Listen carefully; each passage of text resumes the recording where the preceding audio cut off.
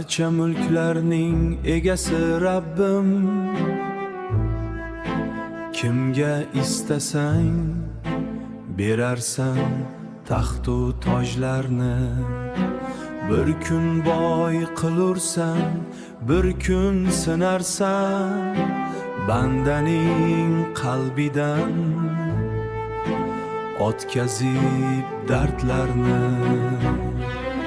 Sen aziz qilganingni hech kim xor etolmas. Sen yorug' qilgan qalbni zulmat yutolmas.